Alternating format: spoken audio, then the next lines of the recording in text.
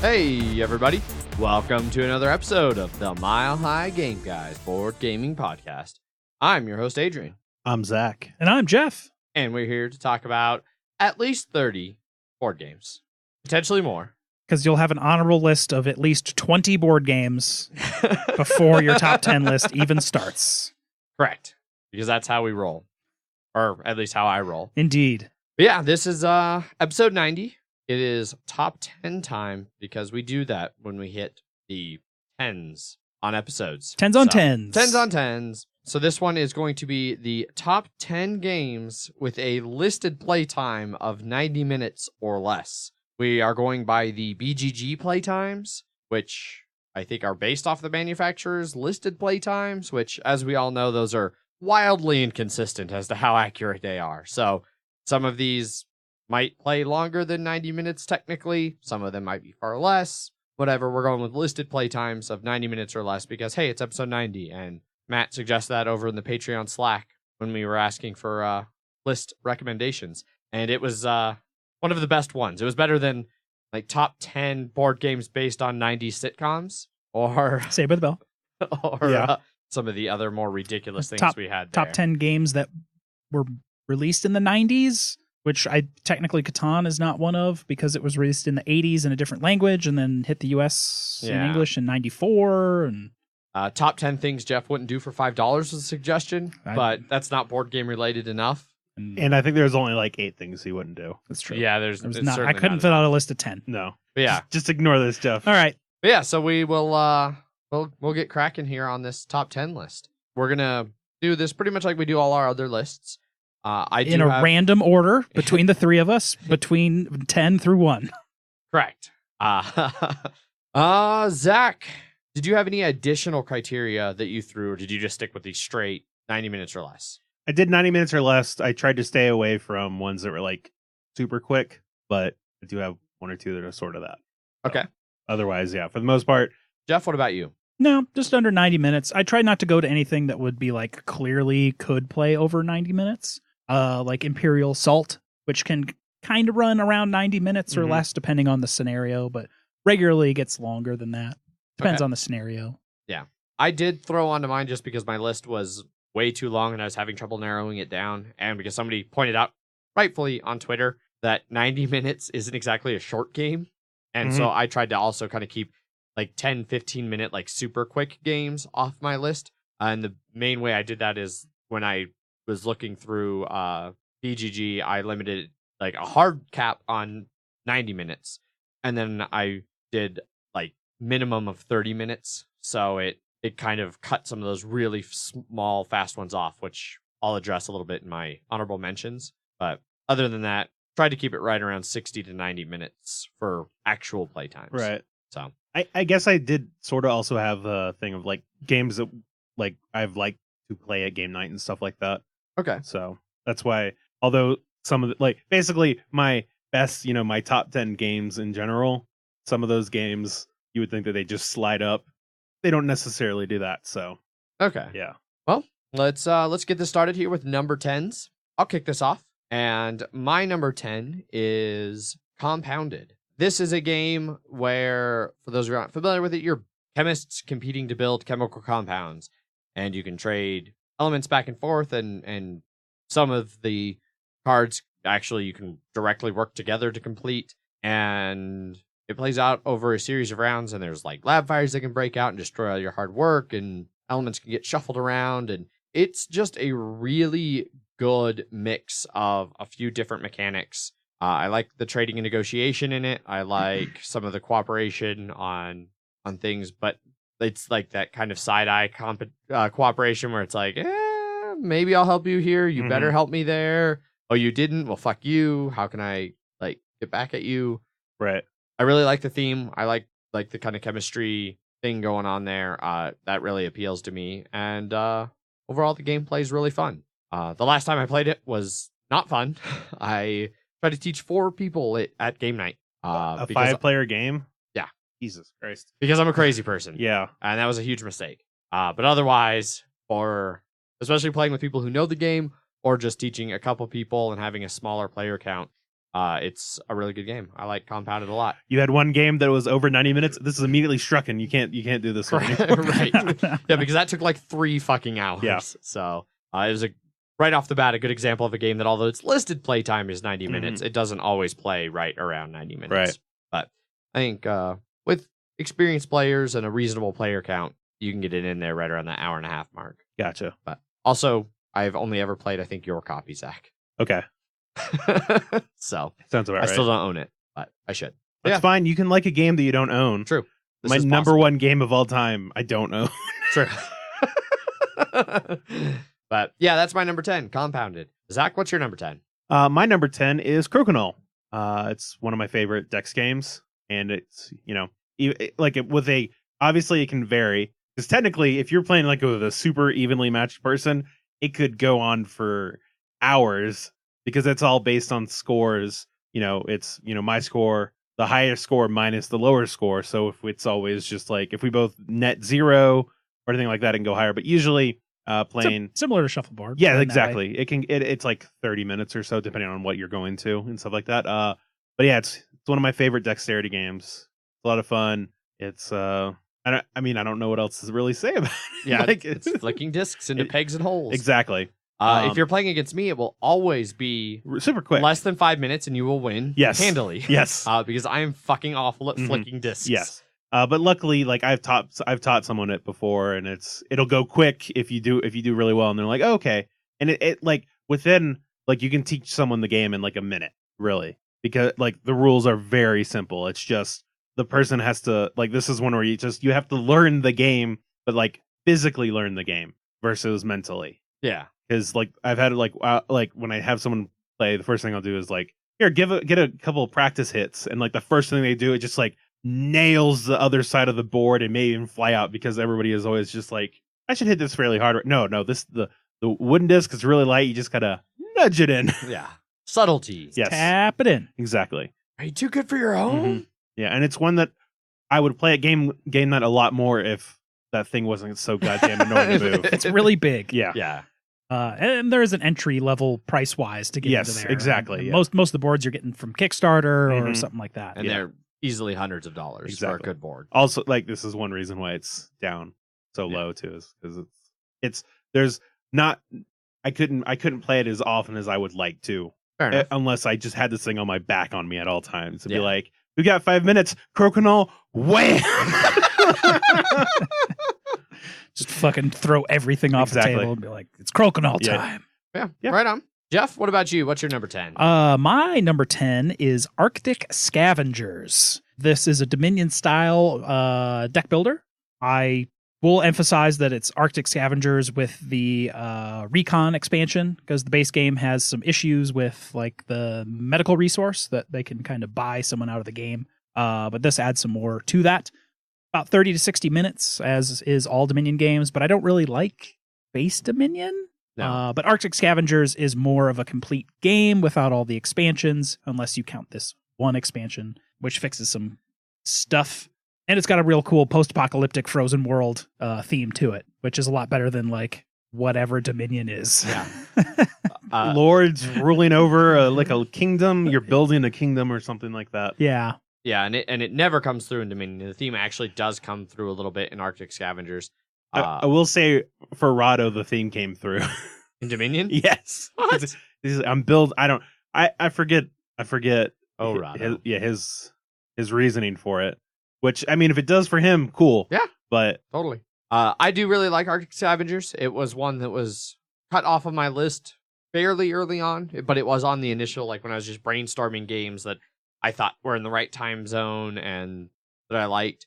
It was one I threw on there. I have not played that game in forever, although I do own it and would like to play more. Best part about it is the base game is still pretty available, as well as the expansion that sort of fixes that base game is almost always included now. And if it's not, and you just had the base game, the expansion's only $8, which I know Dominion expansions are pretty like $30 or more sometimes.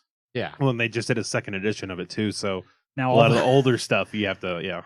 now the new expansions, just buy all those for your new version. Yeah, I wish there was more Arctic Scavengers stuff. Yeah. Arctic Scavengers stuff. I remember that game was real hard to find for a little while. Yeah. Yeah, it was. And then they did apparently a massive printing reprint or something. And Still haven't played it, so. Yeah. okay, well, that wraps up the 10s. Let's move right along here into the number 9s. Zach, what is your number 9? So my number 9 is, I think this was also my number 9 in the regular one. It was Cribbage. That's still my favorite deck-based game, and anytime I have a chance to teach someone new that game, I always do. And especially, it's good when I've taught regulars that game or they know that game, because then I get to play with them. And it's always like near the end of the night where I was just like, you want to play some Cribbage or something like that? And 30 to 45 minutes ish, depending on how quick everybody's playing, and also how lucky you get with your hands. Yes. You can have really slow hands. Yeah, technically, this is one where you can have each game is just like one part of a bigger game, where who gets to the play like a series. You're playing a series, yeah. So that would obviously make it longer if you want, but each game itself takes about that long, and I just love. I think that is the I want to say that's the game I can get the most annoying at, like for people playing me, just because I get really, I don't know what the word I'm looking for, in their face about me having better cards than they do. I think, yeah. You get a little cocky. Yeah, it's the cockiest I'm ever at in a game, and it's totally not up to me, but it's every time I do. It's always funny. Yeah, look at all of my better shit than yours. Yeah. Trash Talk Zach comes out real big. There we go. Yes, definitely 100%. Right on. Jeff, what about you? What's your number 9? My number 9 is probably going to show up multiple times on everyone's list, multiple of our lists. It's Race for the Galaxy. Yes, that shows up later on mine, so Yes. we'll say that and we'll talk about that later. Indeed. My number 9, it might show up somewhere else, I don't know. Stockpile. Yep. All right, so we'll come back around to Stockpile a little bit later on as well. Jeff, what's your number 8? My number 8 is Power Grid, the card game. I am one of the few fans of the card game version more than the board game version. I like the yeah, Zach as well. Well, I guess few. Yeah. Yes. But a lot of there are dozens of us. Yes. Dozens. Yes. Of our friend group, a lot of people really love the map part of the game. Yes. Which I do not miss in the card game at all. It definitely plays a lot shorter. It's a game that I can break out at game night and have a lot of fun with. I'm looking forward to maybe more to that sometime. But yeah, Power Grid, the card game, plays in a good time. I think it was 45 to 60 minutes. Sounds about right, yeah. Yeah, I found the card game to be okay. I didn't dislike it, but I was somebody who definitely, I missed and actively prefer the board presence of actual Power Grid. I do like the shorter playtime, though, of the card game. Which is vital. Yes. Even though I've seen that the full-on Power Grid broken out at game night every once in a while, I'm like, brave souls. Yeah. Almost broke it out at the condo this past weekend, but didn't quite get there. Played the Flow of History instead. Indeed. Well, my number 8 is The Networks. Not anybody else's? I thought about it. It was definitely in my... that's right. I thought you might have it pop up there. It's on. I think it's just that I have it that, and Yokohama and stuff is if I got it out more, I think I would play it, but I just haven't had a chance to really do that. Networks is super fresh in my mind because I just taught this game this past Wednesday at game night. I taught 4 players. I think one of them had played it once, maybe, but 3 of them were new. I taught them the game in probably about 30 minutes, and then I came back about an hour and a half later, 90 minutes later, and they were wrapping up the final turn. So teaching it to 4 new people, walking away and letting them play, and then coming back and seeing them wrap it up in about an hour and a half was really cool. Mm-hmm. And just teaching it and going over the cards and stuff, I remembered all of the really punny show names and ads, and the theme comes through well enough of being an ad executive and making decisions about show slots and actors and ads and all that, but really just they nail the weird, the awkward cartoon art, the graphic design. Yeah. It's really good that they didn't try and go realistic or no, it cartoony, but in a different way. I think the goofiness of it. It's the right kind of absurd art for a game that has grilling Milk the show. It's real good. I think Gil Hova hit it out of the park with the Networks. And the expansion should be coming out really soon, which I'm really looking forward to. Both the Teletime, the British mini expansion, I'm really looking forward to that one, and then Executive should be getting here soon too. Yeah. So, the Networks, my number 8. Zach, what about you? What's your number 8? My number 8 is The Grizzled. Almost made it. Almost, yeah. That was going to be one of my honorable mentions, just because it fell just a little short on the listed playtime and the Gotcha. actual playtime. But Right. fantastic game. Yeah. I already had so many short games that I was Right. just like, Yeah. try and fill it with some higher. Well, and then also this one is like, it could just be like, and we live. Yeah, Yeah. it could Yes. be real quick. It could but- be if you mess it up, if you're playing, but this is one of my favorite newer cooperative games to teach two people.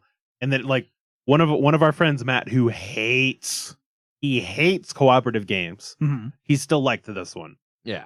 And it's another one of those games where you're just like you have cards and you can't tell everybody what it is, and so it's every time, anytime someone plays a card that has like a whistle and you just see someone just be like, motherfucker.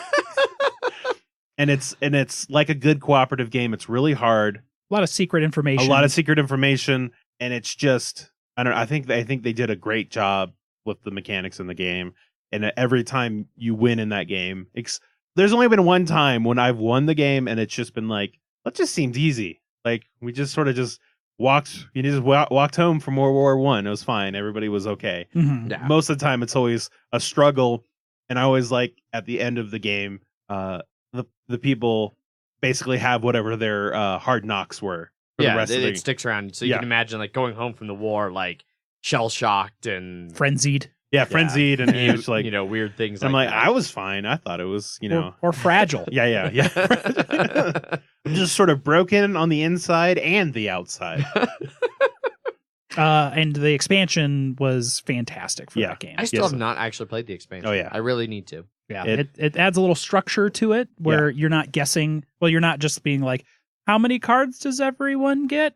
Everyone gets 2 or Mhm. 1. How many cards does everyone have? The mission like that you choose tells you how many cards people get. Yeah, and the mission, and also because you're going to get like a variety of easy, medium, and hard missions in there. Mhm.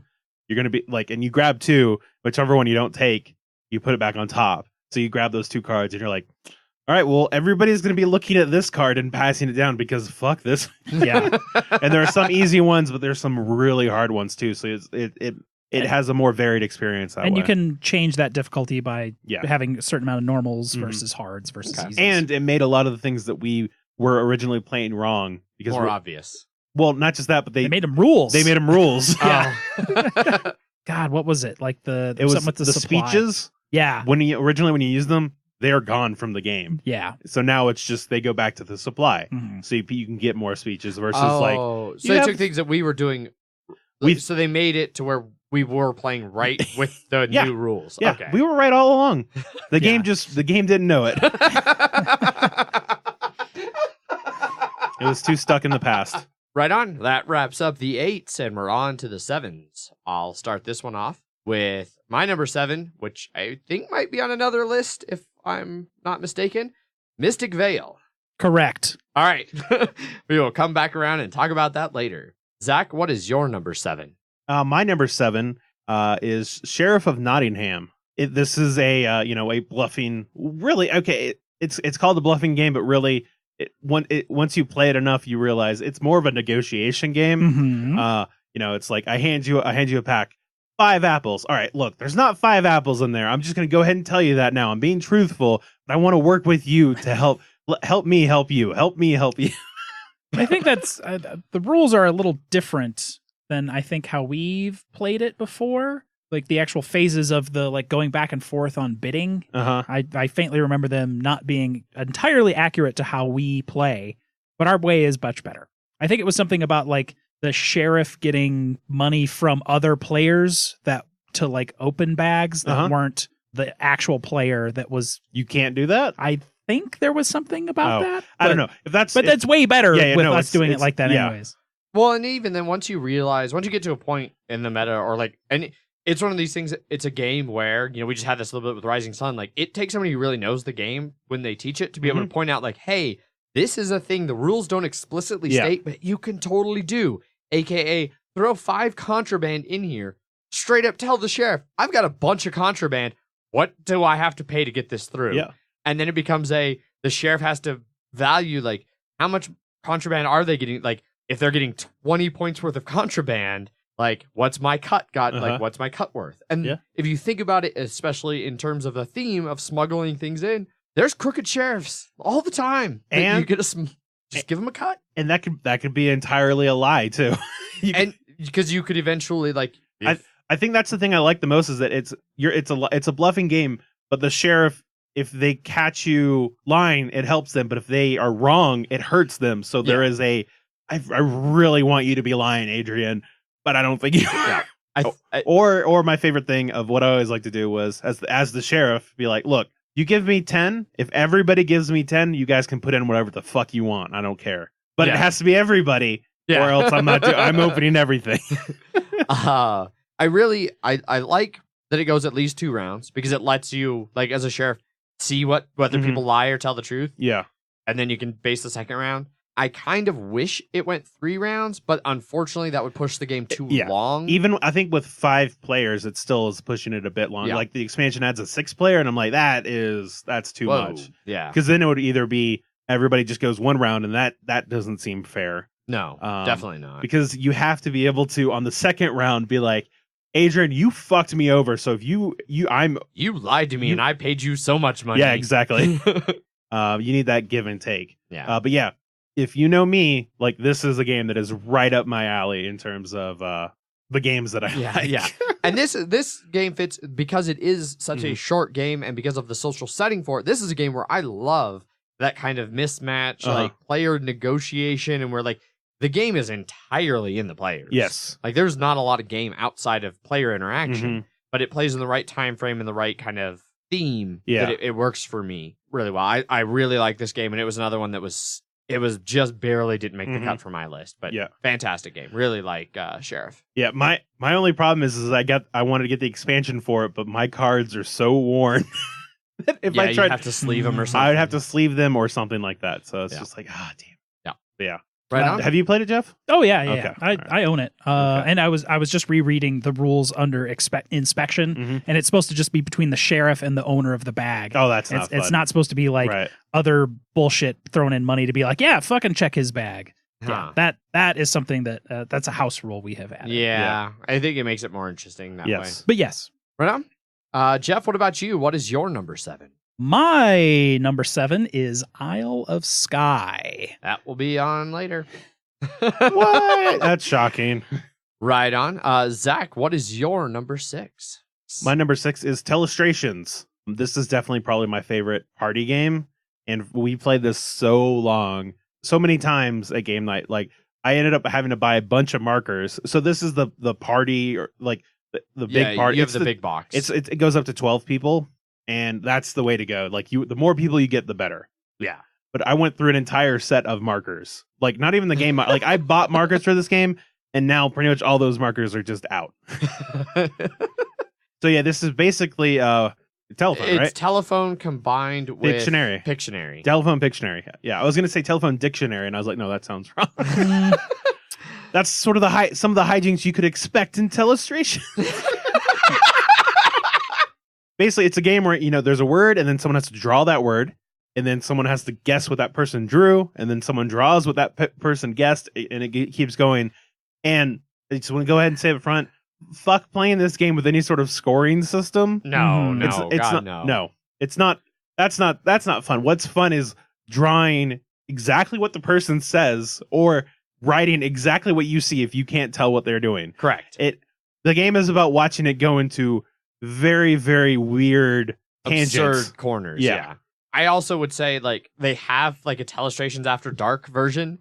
Don't buy that. Like, this game isn't a game, and so many of these games like this, they put out these like adult versions or After Dark or whatever.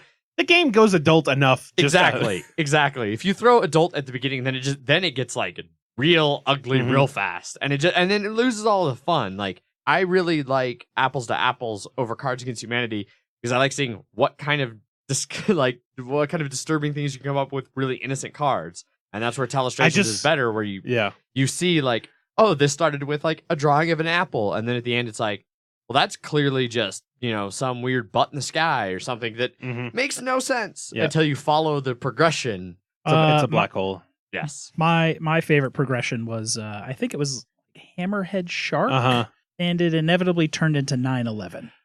That's right. Yeah. I have the pictures to prove it. No, you do. Yeah. And this is it. Like, And I could see right where I was like, yep, right there. Yep, that's where it changed. One bad drawing just fucking takes a sharp turn. Yep. Well, what it is that like someone adds in an extra word and then the person focuses on that word instead of most of the other stuff. And then that's where it goes from there. You would think, some people think it's like, oh, I'm a bad drawer, so I can't. Nope. It makes it better. It makes it 100% Because you're like, better. I have literally no idea what that is. So I gotta figure out some, and like me and Bob will do this sort of thing. Like it'll be almost a page of explanation of just be like, look, this is what I saw. Mm-hmm. And then someone's like, how the fuck do I draw a paragraph? I really like when you're going through like the end where you're going back through one and it's like the word and the drawing match and the word and the drawing match and the word and the drawing match. And then all of a sudden they don't, but then they match the rest of the way. So it's like you can just point to one person and be like, you fucked it up. Like you're the one. And that's where if like the one where it's like ping pong table, they're boring. Just because it's just like, oh, it's a ping pong. Oh, it's ping pong. Oh, it's ping pong. Yeah. It just goes through the entire time. So that's where we've always been fairly liberal in terms of what word you choose. Because it has a die, and it has 6 choices. You roll a die, and then you choose that one. But I've always told, like, hey, if you get one and you're like, that seems lame, just do another one. I don't care. Yeah, because we don't play for points. Exactly. We play for funny. Mm-hmm. And that's the nice thing playing with a big group is even if somebody does get stuck with a lame one that goes all the way around, everybody gets it. Like, yeah, that's lame, but that's one of 10 that we're looking at. And so some of the others will be gold. And that's why when you get like 10 or 12 people playing this, you'll see because after everybody finishes, everybody it's show and tell. Yeah. And you'll watch if it's not one like ping pong where everybody knows it, you'll see half the people be like, it's like, this is a dog. And it was like, I didn't get a dog. And then like at some point it moves through and you're like, and now it's a house. Now it's the Iraq War. And it was like, oh, now I know it's one of this. I saw that one. Yeah. So you get to watch everybody like, I don't know which one this is. This doesn't look, oh, it's this. Okay. Or you see someone go like, and then you're like, oh, that's not what I saw at all. You see, they flip to the picture that you saw and they're like, you see the progression like dog, dog, dog, dog, dog, and you're like, shit, I didn't see a dog. I definitely wrote Iraq. Yeah. And then it goes from there and it's like, exactly. Oh god. Yep. Yeah, great game. Yeah. Jeff, what is your number 6? My number 6 is the Arkham Horror LCG. As a campaign, it's definitely more than 90 minutes, but each session is quite lengthy enough that you could have them as individual games, and each of those is well under 90 minutes. Definitely my favorite LCG out there. I try and keep myself to one CCG, which is Hearthstone, and then one LCG, which is Arkham Horror. Downside is I've fallen so far behind on all the expansions for Arkham Horror. At the very least, it's cooperative. Yeah. So it's like it's at your own pace. Yeah, I'm kind of waiting for that core expansion that they're coming out with that sort of updates all the core cards for it, and then I can try and... When you do, let me know, because I would like to play that I can game. try and clean slate. Yeah. But yeah, Arkham Horror LCG, it's fantastic co-op game. I love co-op games, and I love co-op games that you can play quickly. Right on. My number 6 is Legendary Encounters Alien.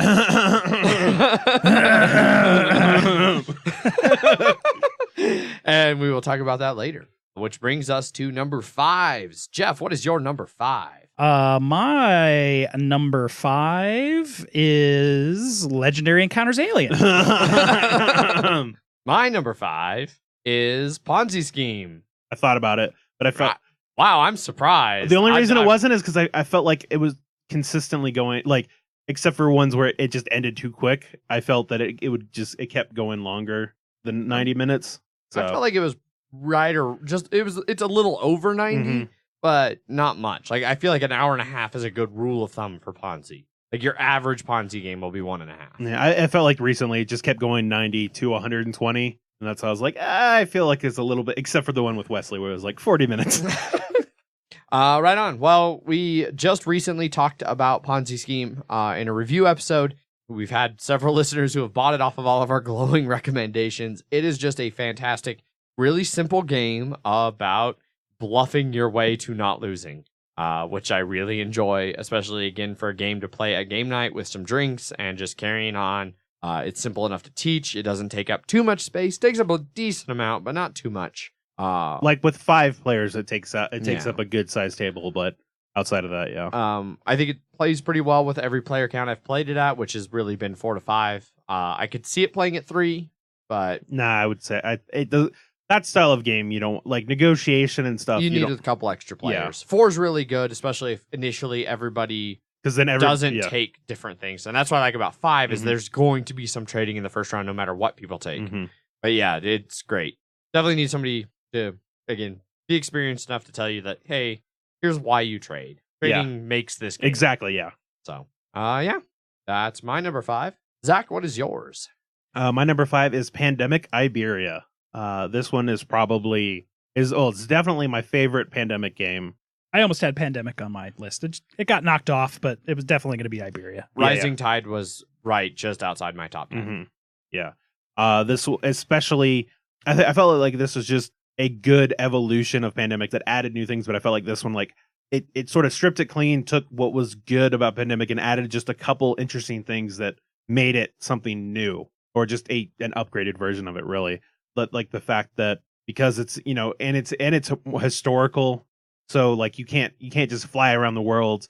You have to take boats or trains, and so you have this train network that you're building while also trying to stop all the diseases. And I really think the historical diseases help this game a lot. And I feel like there's just a lot of ways to increase the difficulty to where you want it to be to make it consistently challenging. Right on. I think that wraps up the 5s, Mhm. and we're ready to move on to the number 4s. And this is where, because I know it's not going to be on Zach's, this is where Jeff and I actually get to talk about Isle of Skye.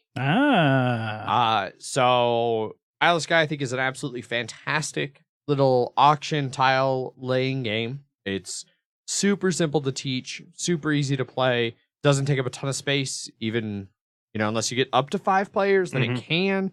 But even then, not too much to, like, it fits at most brewery tables. Like, you could make it fit.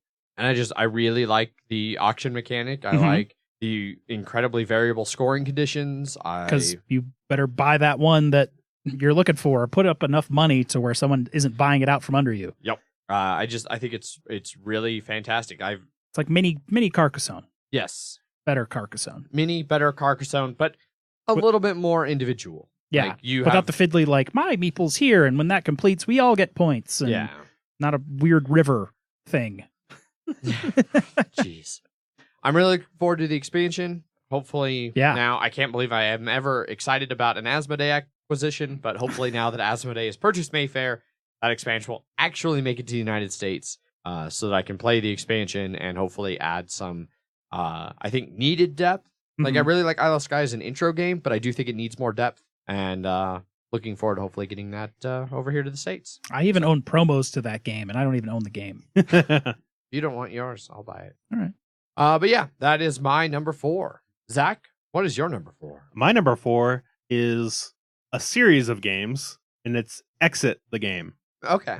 I almost thought about those because Mhm. they're great, but once again, I have so many. Well, I guess it's not really a short game, but it's sort of like, hey, you can kind of play it once. So I looked, and one of them is listed at like 45 to 90 minutes. A lot of them are 1 to 2 hours. Yeah. But this is one where it's like, to get a good time, you really want to hit it at under 90 minutes. So that's where I was like, that was my internal justification for this. Before I found the Pharaoh's Tomb, which is 90 minutes or under, and I was like, aha, now I can say this legitimately. This was going on my list even if I didn't find that. But I have done escape rooms a couple times. I've been fans of them, but I really like how Exit the Game has got that feeling of, cooperatively working with all of these puzzles together in a cheap game. And yes, it's a one-time use and way more than any sort of legacy game where you're literally destroying it. But I like that because of that, it lets them think outside of the box, sometimes literally.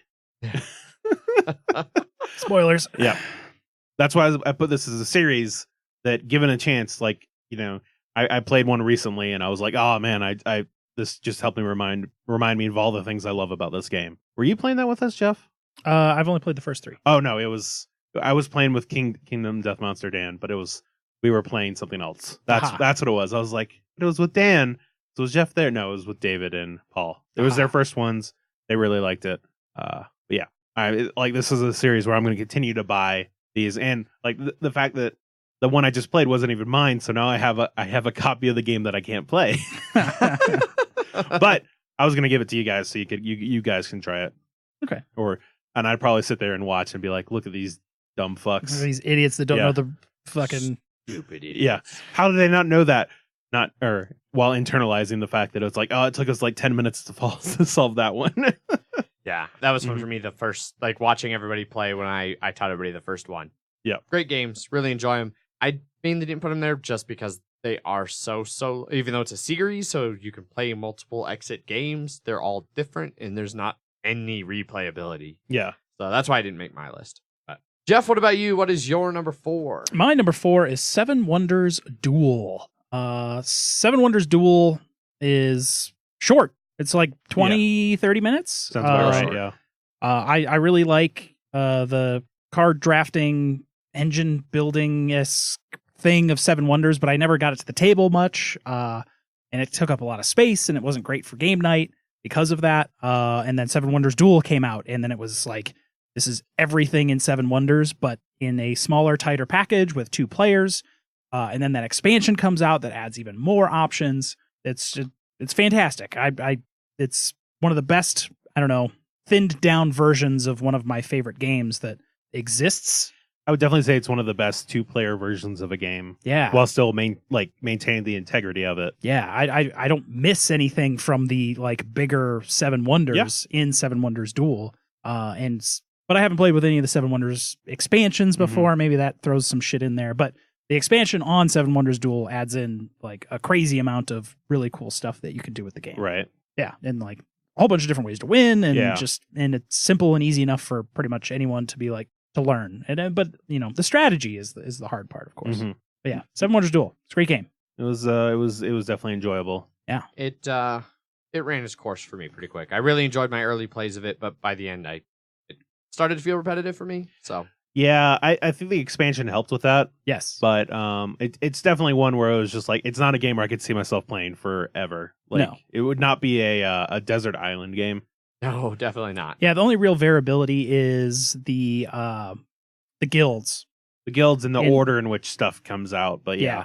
The guilds in phase 3. Right on. That wraps up 4s, and we can move on to 3s. Zach, what is your number 3? My number 3 is Hanami Koji.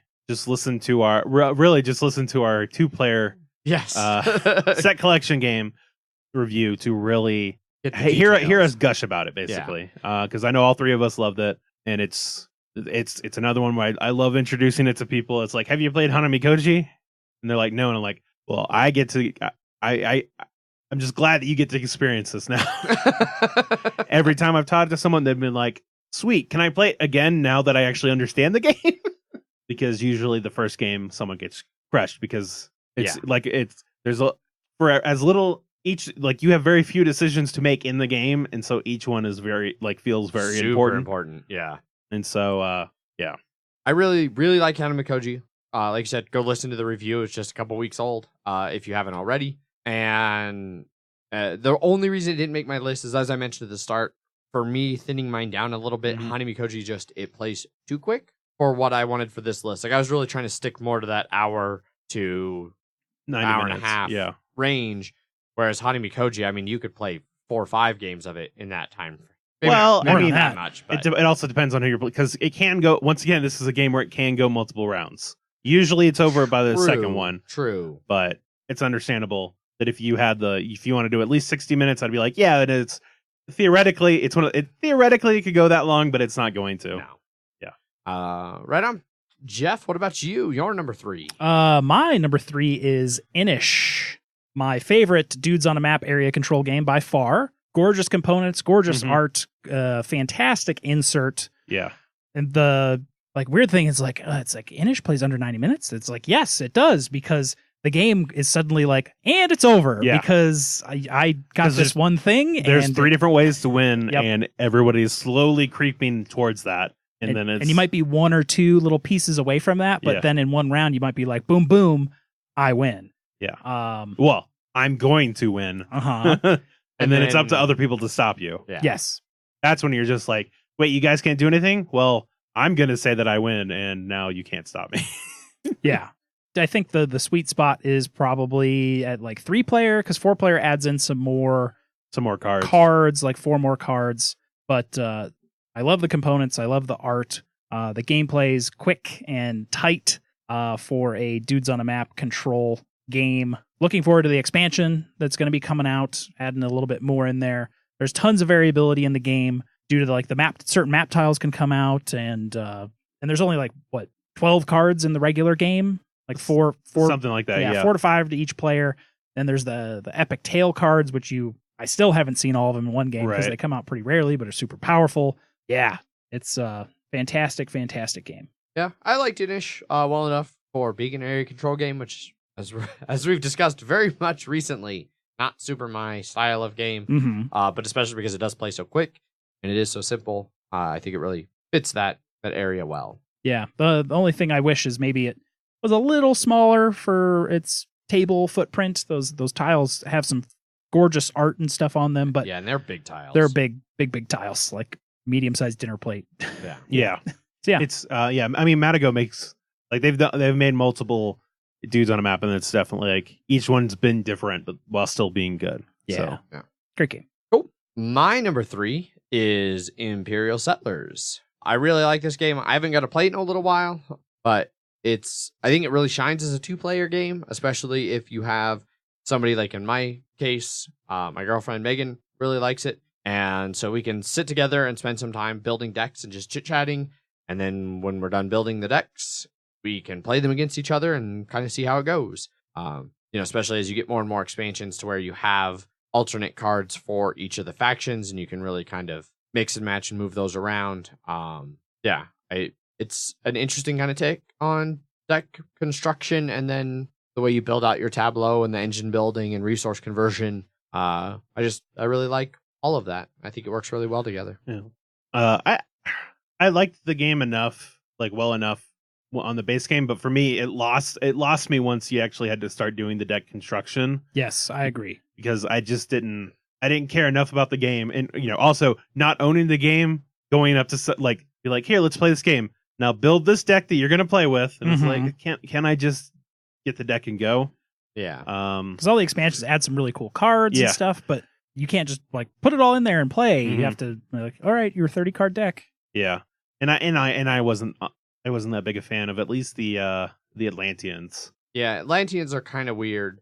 I do think that the deck construction thing hurts it from being I think if there was a better way for them to, even if the expansions had just to easily implement this, swap these cards. Yeah. Just something real quick, make this, and then you have a new 30 card deck that you can take out to a game night and be oh, you want to play? We're playing with these expansions. Here's your deck. Yeah. Here it is. Don't worry about building anything. Just play this deck. Yeah. I think that would help. Yeah, I would agree with that. I felt that there was a balance with the 4 empires in the first one, or in the base game, that I felt like Aztec, I was like, okay, I could sort of see they want it, but then Atlantean, I was like, they had to justify adding a new race, so then there are new empires. So we're gonna have this other weird mechanism, and it felt too much. Well, and that was kind of the thing. The base 4 races all worked with the same rules and components, just in different variations of balance. Yeah. And then both Aztecs and Atlanteans added new components, which meant that they had to add new cards for the other races to even play, because there is some player interaction and being able to affect one another. And that got clunky. Yeah. I do agree. I do think the base box of Imperial Settlers, though, is fantastic for, especially, again, a 2-player, just quick little. I mean, I would say if you a couples game where you can play multiple times, then I would say that then you can get enough of the game to where you're okay, let's do the deck building and sort of try these things out. But like you're saying, as introducing it to new people, or a game where you just take it and bring it to play with other people and stuff like that, it loses a bit there. But I can understand why you put it on there, especially for the couple part. So. Yeah. Well, that wraps up the 3s. We're moving right along here. On to the top 2s. Jeff, what is your number 2? My number 2 is Mystic Vale. Fantastic. I'm glad I found you to talk about this game. I had thought about putting this one on mine too. Really? Yeah. I didn't think you liked it that much. I do. It's I think the solo-ishness of it hurts it a little bit, but I do like the mechanism of how it it turned deck. It's It's the deck building into deck Exactly. construction, card construction. Yeah. Well, the deck building into card building, card crafting, really. But That's the word they use. I do like that. I do like how it goes, but I think it was just the fact that it's a game where I'm building my own engine and you're building your own, and then we'll just see who wins, like who does the best. Hurts. Like adding the expansions helped a lot in that regard because it just added more interesting things. Yeah, more interesting cards. Yeah. Have you played with the expansion yet? I've only played with the first expansion. Okay, you should definitely do with more. I want to. Yeah, because I felt like my one problem with the first one, just the base game, was like I felt like I was just seeing the same cards over and again. Yeah. I'd say my only main problem with especially just the straight base game is that it definitely since there's almost no player interaction in the base game at all, once somebody really gets a good deck going, they can just cruise. And that really, really comes forward when you are playing with like somebody who knows the game and kind of knows when to push and when not to and things like that versus new players who don't. And, it's hard to like teach without telling them like, dude, do not push right now. Like, I can look at your deck and know that you have a very high chance of spoiling and doing nothing this turn. And having turns in a game where you do nothing and accomplish nothing can really limit you if it happens too much. Yeah, it does. The spoil, like the fact you do get an extra energy at least, or extra mana is nice, but the expansion adds where if you spoil, you get a ability that's gonna, like, sometimes you're like, I want to spoil because I want to get this because I know my next couple things are gonna be good. Yeah. Well, sorry for just shitting on your number 2 game. Would you actually like to talk about it now, Jeff? Yes. I love deck builders. It is one of my favorite deck builders, especially for a multiplayer deck builder.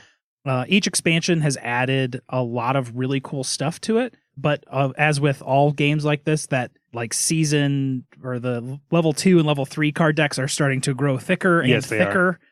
So you do see a lot less of the variety in the game than would be great.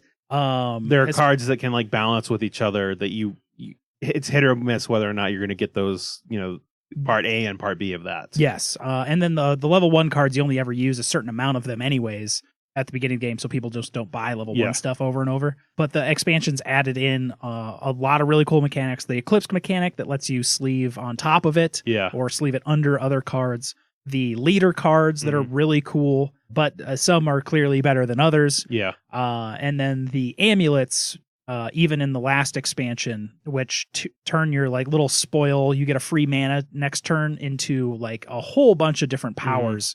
And they've also balanced that with like negative points at the end of the game. So certain cards are more powerful during the game, but you need to make up that point difference at some point in the game, or they're gonna hold you back. Yeah, like that one leader that I was almost where it's like it's really good, but if you end up on one side, he flips like it's whenever negative 40 points. You want the game to end when you want to have control of when the game ends. Yes, exactly. Because a lot of like maximum points in that game is like 40 to 50. Yeah, exactly. Yeah. Do you want a 50% chance of not being in the game at all? Yeah. Here you go. There you go. Yeah. It's easy enough to teach, like you guys were talking about with like the spoil mechanics and stuff. And I think the later expansions have kind of fixed a lot of the runaway leader parts of it to where you can actually have a chance with certain card combinations to catch up, which you did not in the first game. Yes. Just sort of like, I bought the right cards at the right time and now I win. Yeah. Although there's still a chance for that, especially with some of the age cards. What are those things called? Advancements, yes. Yeah. The one where it's just like gain a permanent growth. Yeah. And if you get that one early, it's not cheap, but if you do. Cheap, but if it's not cheap, then you're like, oh, well, I'm just going to wipe the floor with everybody. And have. Yeah. And how. But yeah, Mystic Vale, definitely one of the most underrated games that I can think of in my collection. My number 2 is the first in Capstone Games' Simply Complex line, and that is The Climbers. This one takes 60 minutes or longer? Yeah, this one's the exception to that. It's listed on BGG as right at 45 minutes. The main reason that I was okay, kind of, one, I like I said, I was putting the bottom end at like 45, to just kind of keep it on that higher end, and this barely touches it, but I feel like the depth of the gameplay for me, like I feel like there's enough like of a not tactile. What's the word I'm looking for?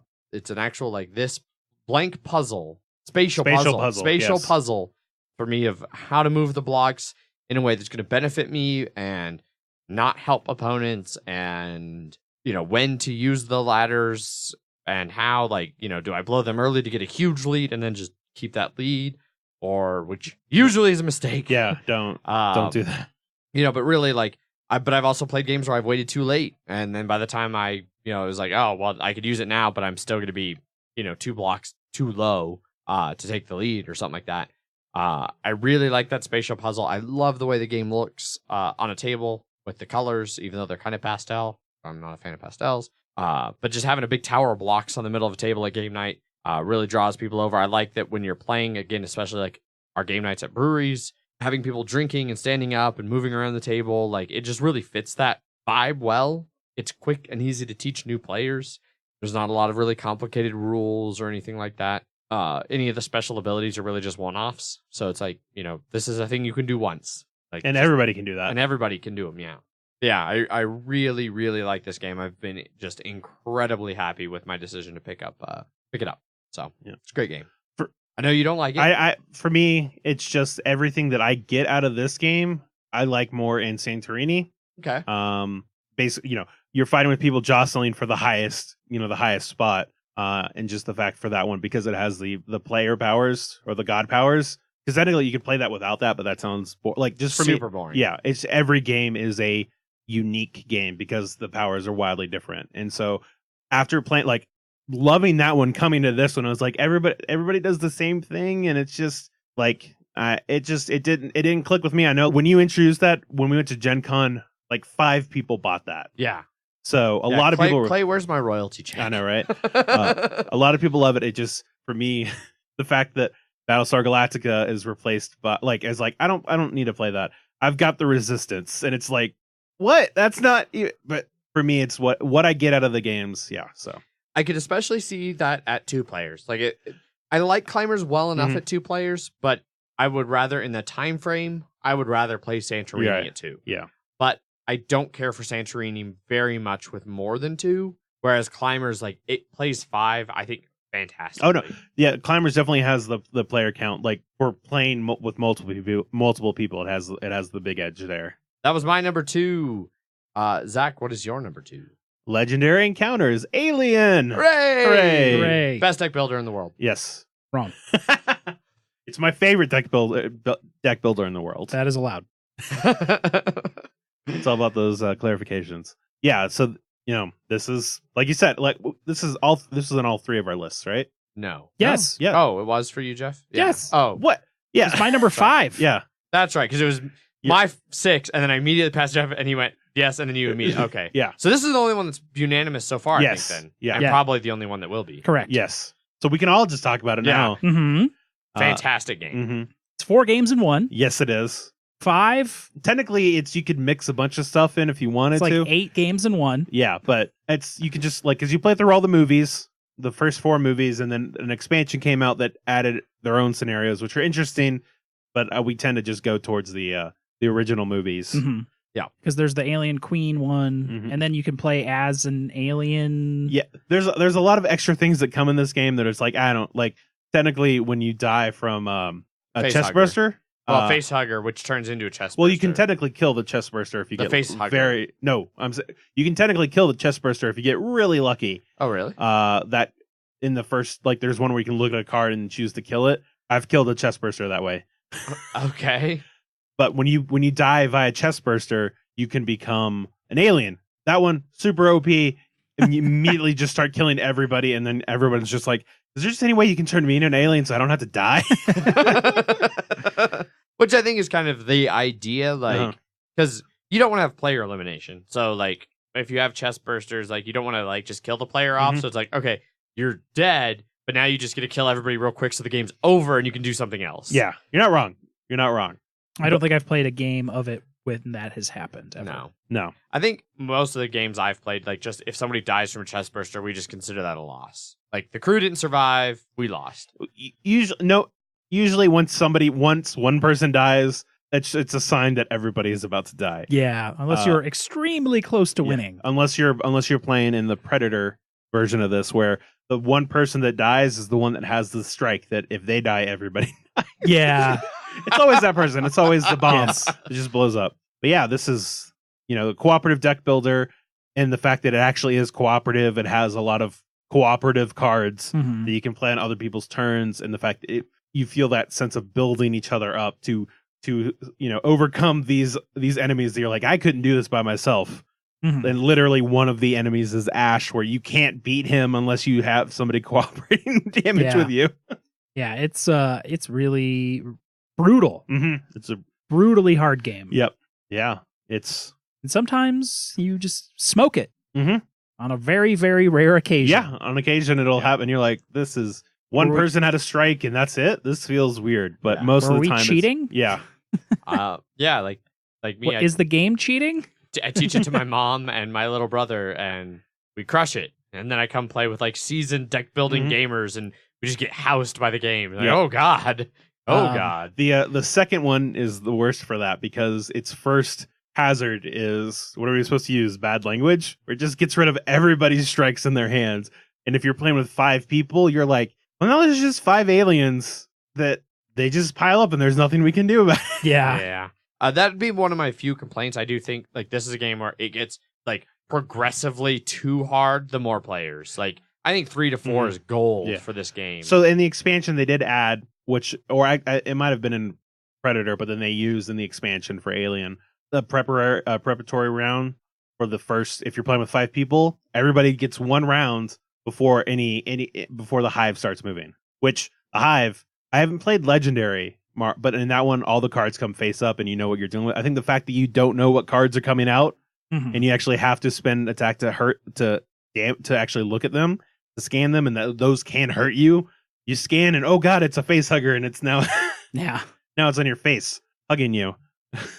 yeah.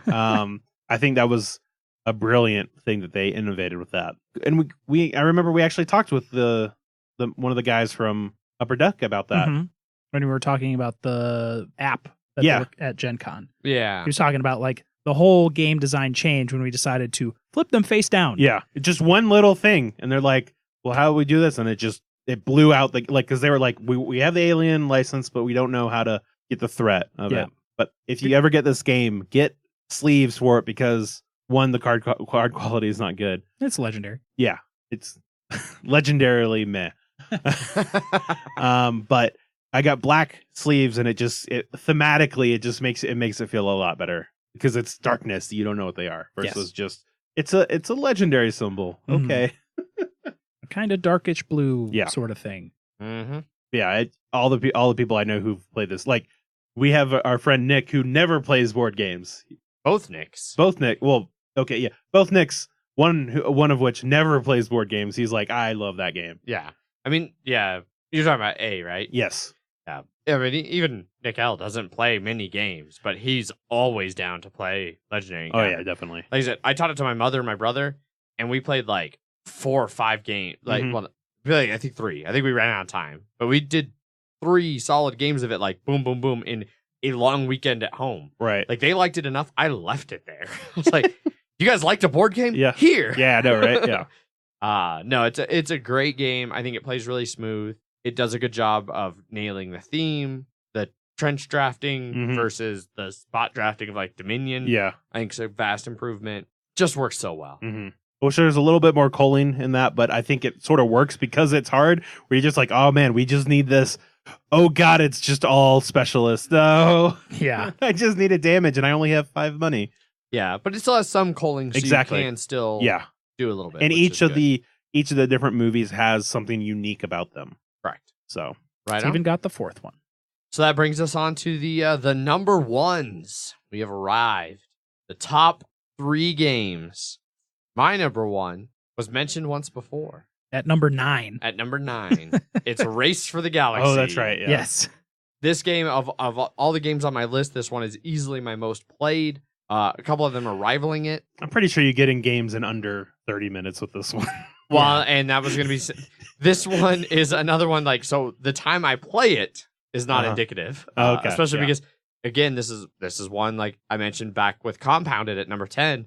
If you are teaching 4 new players this game and you're for some reason doing that, it's going to take a while.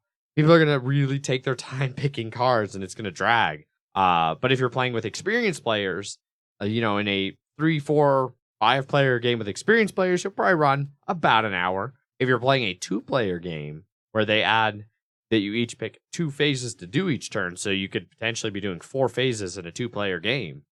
This game, even they had an additional develop and an additional settle. Yes, so you can do double develop, double settle. Yeah. Then, Megan and I, we play this game in under 30 minutes. 30 minutes I would say was our average time in our 2-player games of Race. So it plays quick, but it's still got some tough decisions. I really like the action selection mechanisms. I like the kind of multiple paths to victory. Like you can go a heavy victory point engine. You can just try and spam out a bunch of high cost cards. You can try and just throw out a bunch of low cost cards so fast that your opponent can't keep up and they don't have a chance to get any engine going. It's always a little bit different every time you play. The variability in starting worlds and starting hands and the entire deck of cards, all of that just really adds up to, I think, an absolutely fantastic game in a pretty small deck of cards that's easy to transport, easy to bust out, doesn't take up much space on the table. The only major knock I have on Race for the Galaxy is the iconography. It makes it a bitch to teach to new players. It is really an unfortunately unintuitive iconography, and that detracts. But if you can get past that, if you can just work your way a couple games in past the iconography, I think this game just takes off and is great for a quick 2-player tableau building action selection game. Or just play a lot of Jump Drive. Oh god, I've slowly started to dislike Jump Drive. I'd rather just teach somebody Race for the Galaxy. Just jump in. Just fucking jump into that pile of glass. Yep. Shattered glass. Just jump into that Race for the Galaxy car and start driving. Hike 20 minutes up the mountain and just throw yourself into this big bowl of powder with no idea how to stay on your feet. It'll be fine. That Yeah, it sounds felt a lot like exhausting. It is. Yeah. But that's the best way to learn. Or be exhausted. I mean, it sounds to me just the winning move is just not to play. Not tic-tac-toe or war. Come on now. Global thermonuclear. Yes. Nuclear. Right on. So yeah, Race to the Galaxy, my number 1, Jeff's number 9. Zach, what is your number 1? My number 1 is Stockpile. Hooray! There it is. Yeah. Which one was that for you? That was my number 9. Okay. Yep. What was your number 9? Cribbage. That's not going to be Jeff's No, number it's 1. not. Jeff's going to break the trend. Indeed, I am. Yeah. No, yeah. This is. I mean, I just love this game. Anytime I get a chance to be, I get a chance to play this. I love playing it. It is so good. With the expansion. Oh, absolutely. Continuing Corruption. It's fine without the expansion, but the expansion is where it really is at its best. Yeah. And on the expert board, which should also just be known as the standard board. But yeah. When teaching this game, the only thing I don't use is bonds and the commodities. But it's everything else. Everything else is as experty as it can be in the game. Although I've heard like you can technically bid for the starting people because some of them can be very powerful. They can, yes. I've heard that is also a variant. Mm-hmm. But I love financial games where there is it's not entirely legal, like Ponzi scheme. And I just love. I just love the game. It's a great game. It is. I mean, go listen to the review. Yeah. We both gushed about it. I think Jeff even liked it. I love it. Yeah. Okay. Yeah. It's my favorite bidding game, and it's my favorite style of auction where there's a cap that you can just be like, there's one like that's why you don't want to have one very good pile because the first person to be like, I'll spend 25,000 on that. Enjoy all that other shit. Yep. And then everybody See bids suckers way too much just to not have to pay $1,000, and that's it. And then there's plenty of players that can bid less, or I like that. I like how all of the I like how all of the player powers are very different. Yes. Some are a lot more intuitive than others. Mm-hmm. Like the sum of just paying less or blocking people so they have to pay more those can be very easy to exploit. Mm-hmm. But there are other ones where like getting to move a card, that's where you can be like, this great card, I'm going to move this away from that pile. And now that pile only has a pay $3,000. Yeah. And the only thing that's not really affected by any of the characters is the plus or minus movements on the actual cards themselves. Oh, yes. Yeah. I think the stock booms or busts. Yeah. Well, it's the Martha Stewart character is the only one that can see an additional piece of information. Oh, yes. Yeah. But no one else really has that ability at any point in the game. Yes, that is true. Yep. All right, Jeff, what is your number one? My number one is a combo because I didn't want to fill number 1 and 2 with them. So what about 3? Cthulhu Realms didn't? Cthulhu Realms didn't make the top 10. Hero and Star Realms. This is definitely the shortest game, I think, on the list between everyone's. All 30 games. I forgot that we'd played that with the scenarios. Oh, yeah. So we could have talked about that. That's true. But I love Hero and Star Realms. I've loved Star Realms since the Gen Con it was released at, that my friend Mark was like, go here, play this, get this. And that's exactly what I did. A really simple, quick, trench style deck builder for $15. You get a ton of replayability out of the game. Tons of cool combinations between the 4 different factions. A great culling mechanic. Able to really thin down those decks and turn them into powerhouses to just crush someone. To turn the deck into what you want it to be. Yeah. There's been a ton of expansions for both for Star Realms, and Hero Realms is kind of the fantasy versus sci-fi Star Realms. And I find it funny because whenever one releases something now, the other one is like, oh, okay, well, I'm going to add that too. Yes. Because Hero Realms was like, we have characters, and I was like, oh man, you have your own personal deck. This is awesome. Yeah, instead of starting with the same. Yeah, and so everyone's like, oh man, Hero Realms is so much better. And they're like, yeah, but don't forget about Star Realms. We're going to add the fleet decks. Fleet deck. It's basically that. Yes.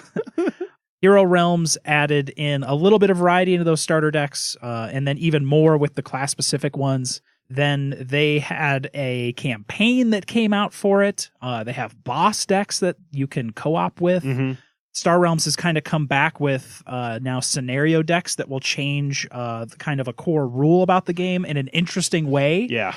It's not, some of them are like, hey, start with less health, start with more health, but other ones are like, pay $1 and shuffle your discard into your regular pile. Yep.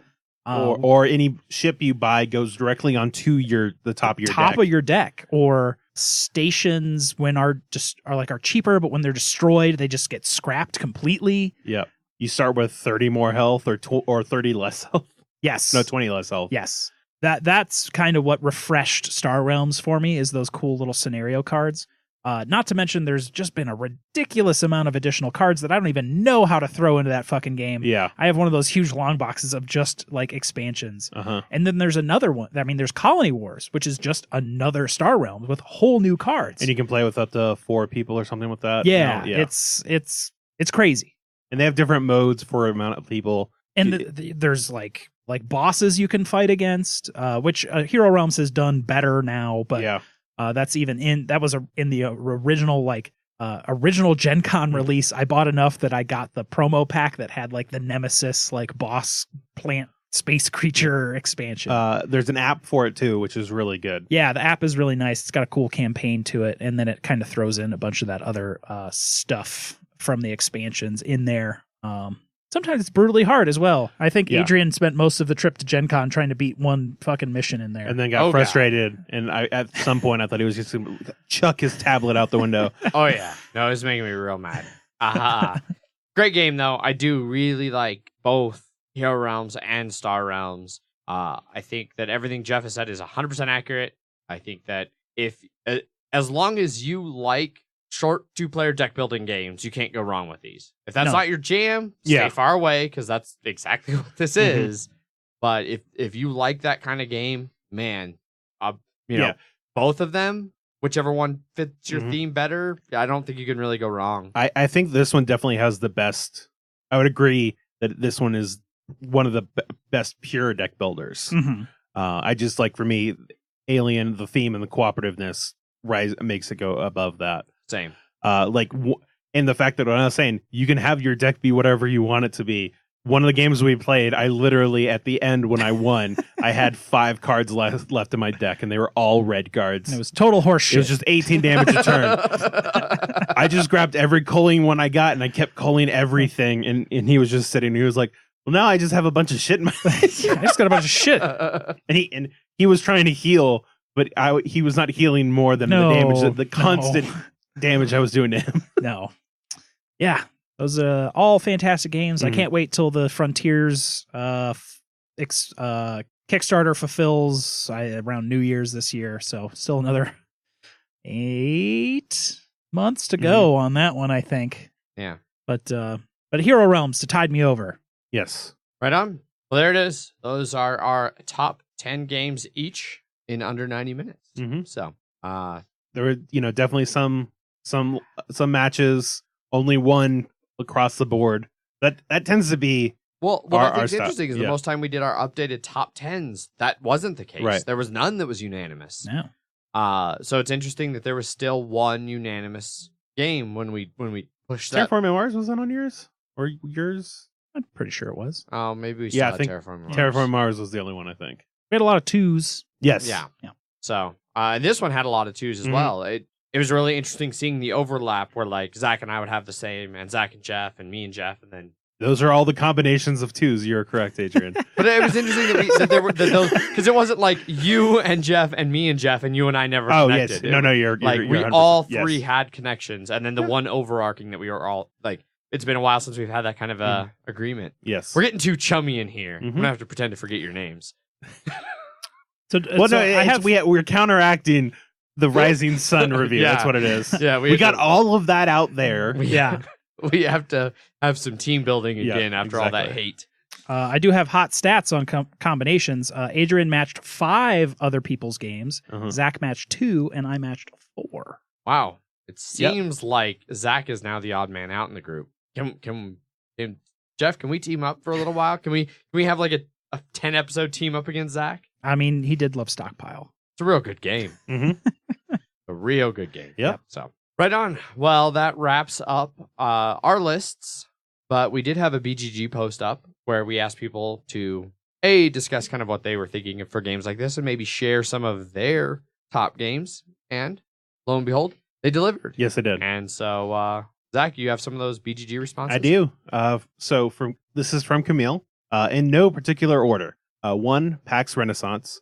I was surprised how much me and my wife enjoyed this one, and how it managed to and how it manages to deliver a complete heavy sandbox experience in no more than 90 minutes. It's small and cute, but can melt your face if you don't pay attention, like a toddler with nuclear launch codes. Yeah. So PAX Renaissance didn't even make the early list of Because you haven't played it yet, right? Because that whole top 10 the whole list of 10 that The I heavy haven't cover, played yeah. these it didn't even make that because it's listed playing time, and I stuck very strictly to this. It's listed at 60 to 120, so it's listed 30 minutes beyond that. Otherwise, it would have been on that preliminary list of it's not here because I haven't played it yet.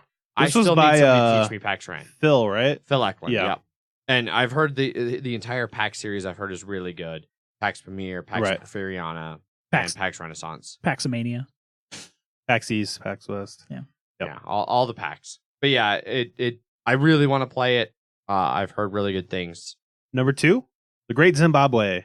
Not only my favorite game under an hour and a half, but probably my favorite game to date. I'll just paste a quick summary I've written after my 5th game some time ago. And this game marked the beginning of my journey into the world of Splotter. Almost all of their games start out slow and have a low rule overhead. They take you by surprise. 30 minutes in, and all of a sudden, you're hunching over this intricate miniature economy that you've just helped build from scratch, and you're finally starting to see it. The logistics, the pricing, the timing. Then, out of nowhere, another player builds a tier 2 craftsman or takes a god card, or maybe simply monopolizes every single resource on the map, and you realize that this was his plan all along. Your little engine is gone, and your neighbors too. You both should have been paying more attention to the quiet guy in the corner, but it's too late now. Or is it? Perhaps you should have... Perhaps you have a plan B, or you can scramble one on the spot. If not, well, it doesn't really matter because you've already devised a scheme for the next game. And it's It's a clever one. Surely nothing will go wrong this time. Oh my God, that sentence right there. You could replace the like. Well, actually, I guess in his little summary, he didn't ever say Great Zimbabwe, but like talking about the craftsman and god cards is Great Zimbabwe. Mhm. But you could replace that for me. That's what I love about every Splotter game that I've played so far.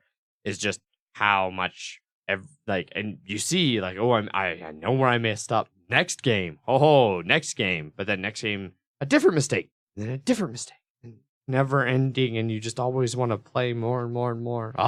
Love Splotters. Great Zimbabwe, also not on the list. I have played it, haven't played enough to put it on the top 10 quite yet, and also its listed playing time goes to 120, so could make the list. 90 minutes to 190 to 120. Yeah. That's a bit on the high end for our Yeah. for our list metrics. Yeah. And number 3, code names. I don't know what to say. I don't even like party games or other people for that matter.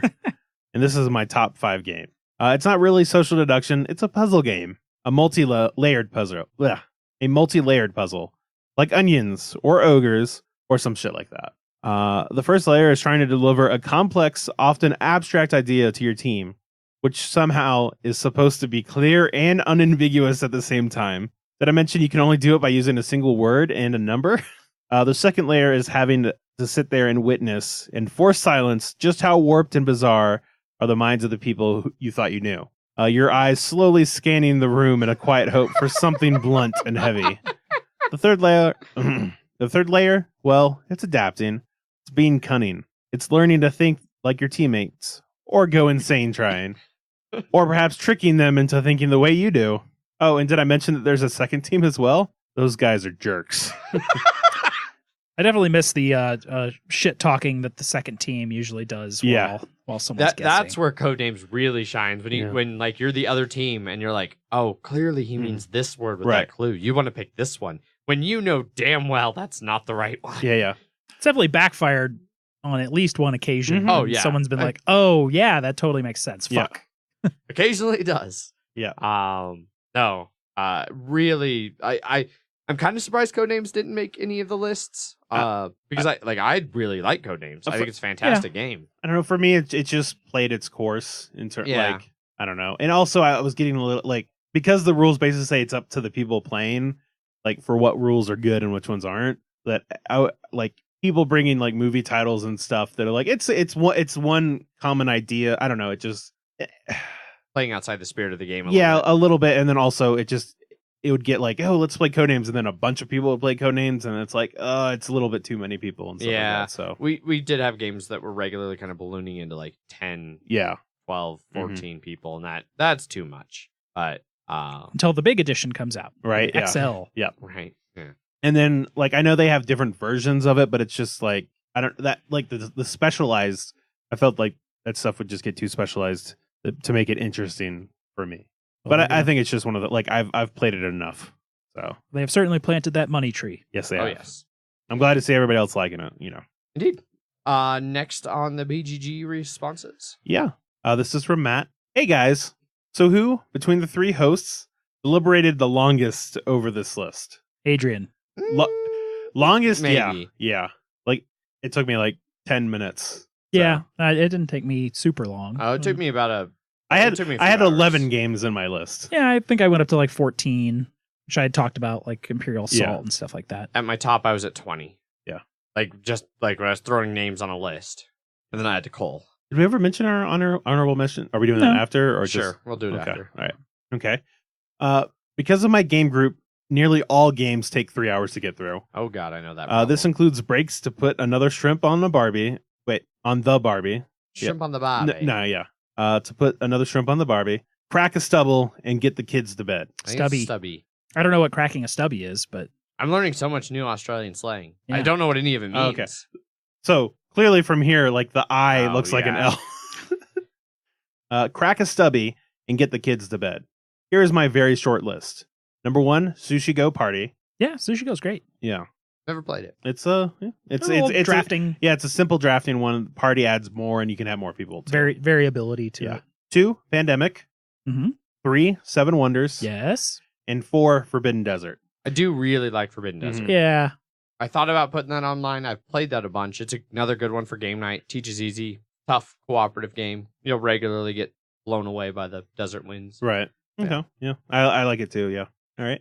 Next is from Nick. How I feel right now without much thought. Number 1, Pax Ren. Renaissance, I assume. Yep. Yeah. Number 2, Whitehall Mystery. No idea what that game No, is. no idea. Yeah, I don't know that one either.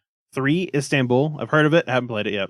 I've heard good things though. 4, Arboretum. I've played that one. It was pretty enjoyable. I definitely want to give it another shot though. 5, Tack. I really want to play TAC. I think that'd be an abstract right in my wheelhouse, and I love the Wise Man Fears, that whole series. Is King it Killer from Chronicles. a Patrick Rothfuss, the King Killer Chronicles? Yeah, 6, Race for the Galaxy.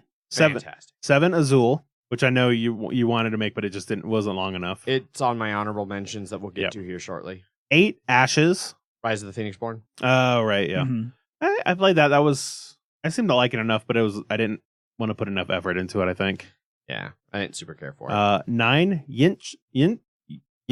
No, Yinch. Inch. Okay. Which is part of the GIF series. Yes. Yeah, I just couldn't remember. I didn't remember if I was pronouncing it right or not. And 10, Whoever knows. yeah, Codenames Duet, which I haven't played that one I really yet. want to play Duet. Yeah. I've heard really good things. I don't think I've actually, looking at it, I haven't played Yinch. I've played a lot of the other games in the GIF series, and I think they're really good. There were several of them that I thought about putting on my list, but they fell into that I've only played each of them like once, maybe twice.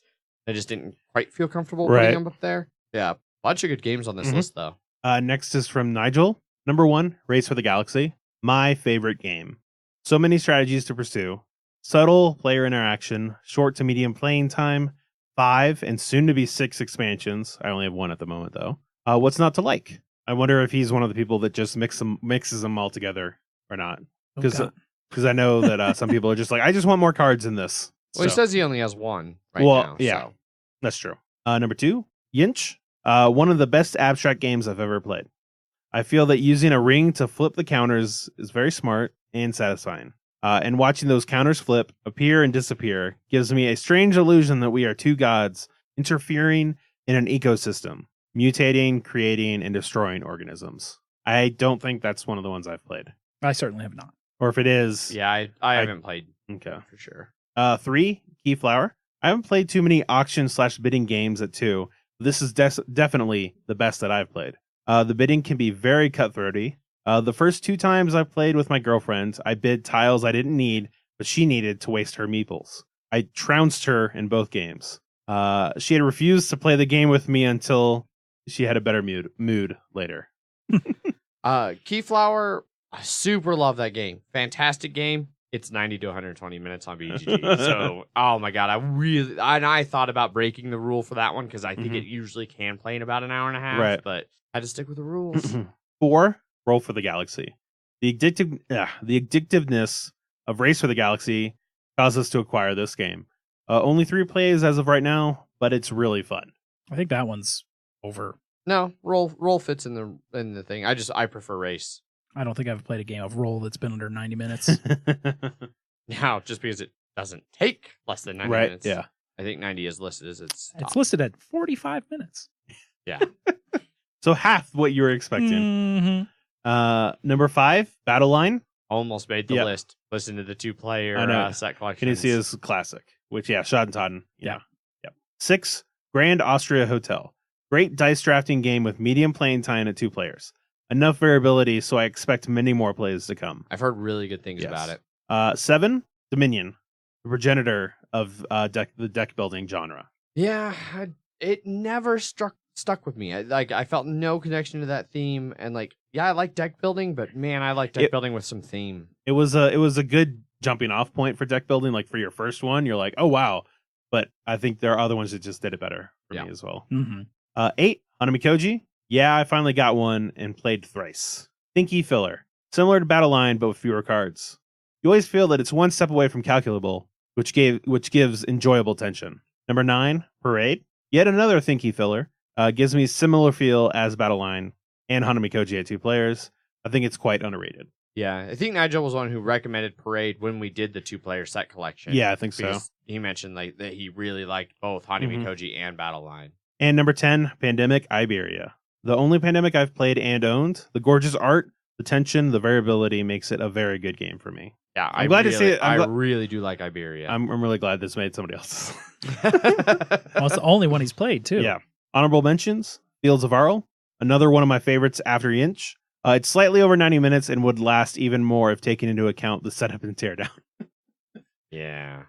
Trajan and Castles of Burgundy. For the most part, both of them can be played around an hour at 2 players, but for us, they always last close to 2 hours. Otherwise, they would have made the list. Man, that's a really good list, too. Mm-hmm. Fans coming through. Yeah. Next one's from Francis. I tend to find that even 1 hour games stretch into 2 hour marks with my group. The AP is real. Yeah, it is. If I had my number one choice, it'd be Hiroshima Hex at 4 as a team game. Love it. Chaotic, flavorful fun. After that, Carcassonne and the Castles of Burgundy. Never played Hiroshima Hex. I haven't either, but I think chaotic is that I feel like that's a negative keyword for you, Adrian. I played Hiroshima Hex on the app, just 2-player, like me versus the AI. Yeah. I have no fucking clue what to do with that game. That game made that like you talked earlier about like how you thought I was gonna frisbee throw my tablet out of the van with Star Realms campaign. Like I actually like had to I had to uninstall, just fucking get rid of Hiroshima Hex because I was worried I was going to break my tablet. It made me so mad. Like there was just I could never get it. Like I feel like maybe if I had somebody who knew the game and taught me on a table, I could get it better, but something about that app implementation, I could not learn that game. Right. And I would just get trounced and oh my god, it made me angry. Holy crap. Just get good. Next up? Next up is from Andrew. Yeah. Hashtag Team Adrian Andrew. Sure. Since stated times on games are mostly bullshit, I'm listing games I think that can actually be played in that time. I enjoy Imperial Settlers, Race for the Galaxy, Village, Seasons, Cyclades, or there's a bunch of different ways to pronounce that one. I've always said Cyclades. Yeah, it's Cyclades or and Snowdonia. Of those, I probably enjoy Race and Seasons the most. So I might potentially, if Tony Boydell follows through on his promise from Liericon, I'll be a promo card in Snowdonia soon. God damn it. But otherwise, great list. Imperial Settlers, Race for the Galaxy. Great game. Please don't do that. I did not care for Seasons. Seasons I felt like it took way too long for what it was. I don't think I've played. I could see most with of those experienced players, maybe it would go yes, quick. or man, with like playing it at 4 players, it easily took over 2 hours. Yeah, I just never felt like visiting it again. No. All right. Next up is from Kyle, and he's just going to list Suburbia, Inish, Lords of Waterdeep, Carcassonne, Pandemic, Viticulture, Deception, Murder in Hong Kong, The Castles of Burgundy, Santorini, Plank, and Azul. Some really good games in that list. And that's also 11. So, hey, one honorable mention. Which one? The ones that play in over 90 minutes. Like Lords of Waterdeep. Lords of Waterdeep. Which is why Champions of Midgard is not on my list, unfortunately. No. It's listed at 90, but with the expansion, it's at 120. Yeah. Also why it's not on my list. Yes. I mean, a lot of good games there. Indeed. So, yeah. Yeah, I've only played Deception once. That one didn't click with me for whatever reason. Yeah. I liked it well enough. It just hasn't shown up. Like, nobody that I regularly play games with owns it. So it's like occasionally somebody might have it a game night. And it might have just been like a lot of those deduction games. Mm-hmm. It It's like has social to be dependent. the right group. Yeah, and it just might not have been the right group. So I want to give it another shot. Also, Yeah. Clank can go over 90 pretty regularly. Yeah. With 4. Especially the expansion. Yes. Super don't like Or it. not the expansion, a little bit with that, but the in space. Oh, yeah, for sure. And then last up is from Tom. Keyflower, long space. Inwards. Inwards. Then I haven't heard of that game. I know. Great Zimbabwe, Kalis, Gallerus, Concordia, and Through the Ages. Lots of other contenders, Splotters, etc., that I have unfortunately only played once. Through the Ages, 90 minutes? Gallerus, 90 minutes? Oh, Gallerus, for sure you can get 90 minutes. For sure. With like 3 experienced players? Oh, yeah. Is it listed as 90 minutes, though? Not even close.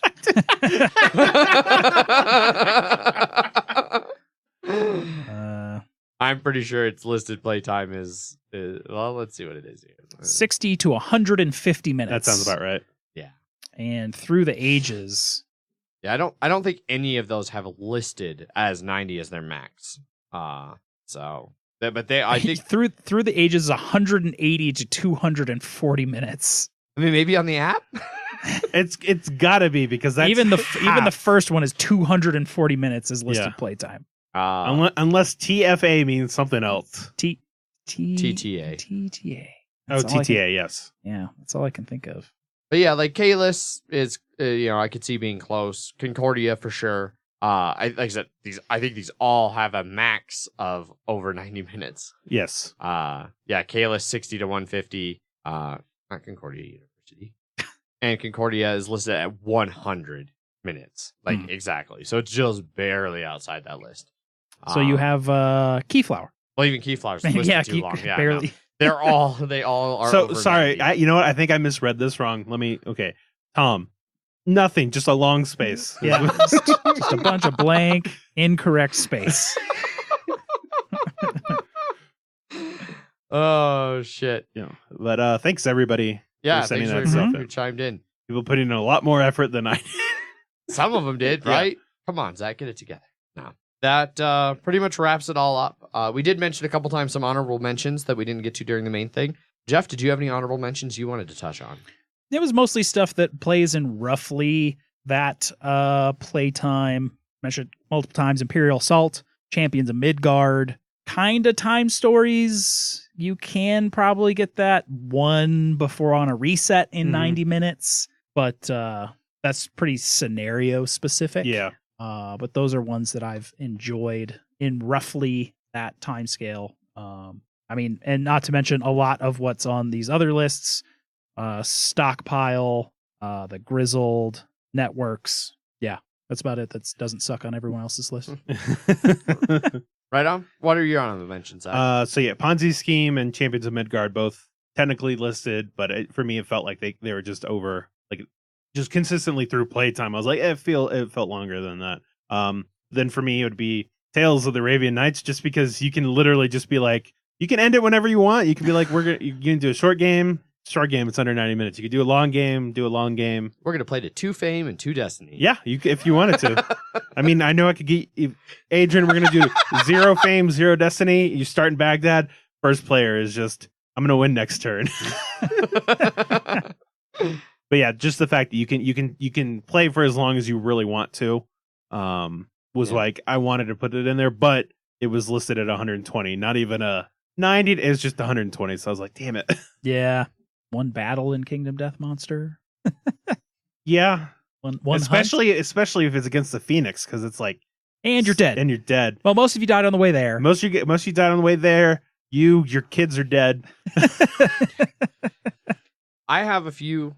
So Azul, Grizzled, and Hanabi.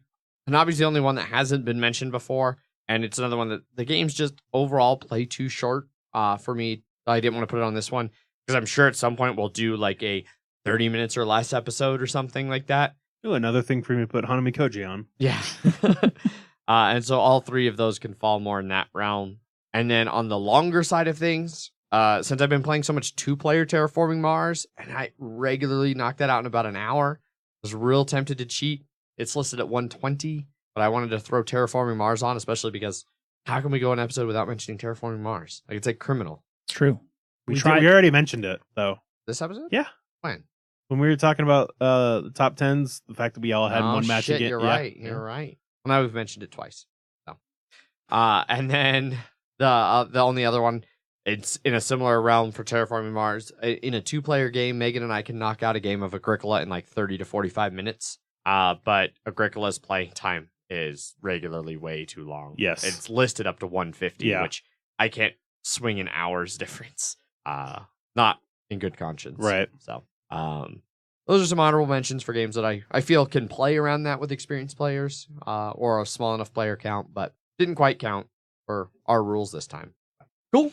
Well, thanks everybody who sent us feedback over there on BGG. Feel free to keep jumping onto that thread and commenting on either what you think of our lists, or if you have your own list you want to chime in. Board Game Geek Guild number 2731 is where you can do that. There's a whole 90-minute or less thread. Unsurprisingly, I think this episode's gonna be longer The than 90 minutes. Yeah, I was earlier. I was like, maybe we'll make it 90 minutes. That'd be perfect. I mean, you might find some shit to cut out. Right. Cut out some of your answers, and then it'll... You can also, if you ever want to get hold of us, you can always send us emails. Emails at milehighgameguys.com. You can find all three of us on Twitter at MHGameGuys is where I tweet. I am Zach_MHGG. And I am Jeff_MHGG. Facebook and Instagram /MileHighGameGuys to see what we have going on over there. We also do have our Patreon up, patreon.com/MileHighGameGuys. If you would like to support the show, feel free to check that out.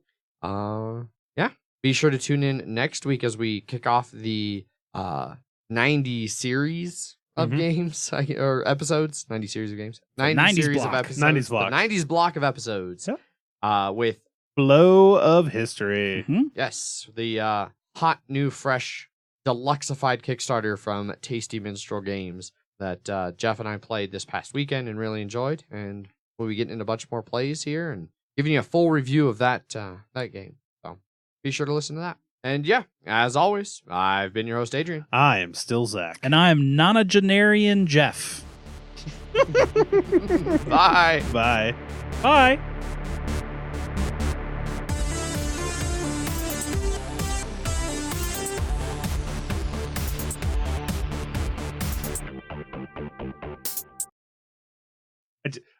Just as a little cut thing, like just going through these are like, man, I just want to play all these games now. Right? That's it's like fucking reviewing.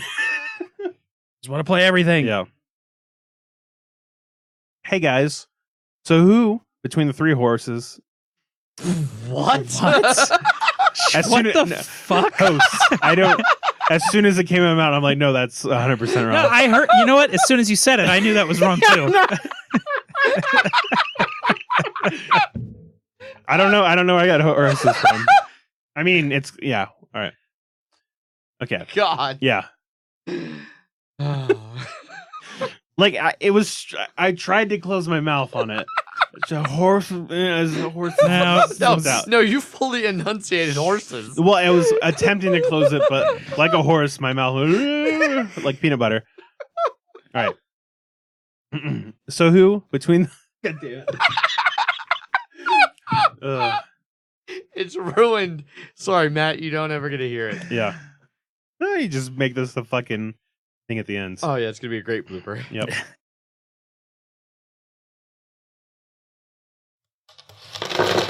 Punchboard Media, where we all bring something to the table.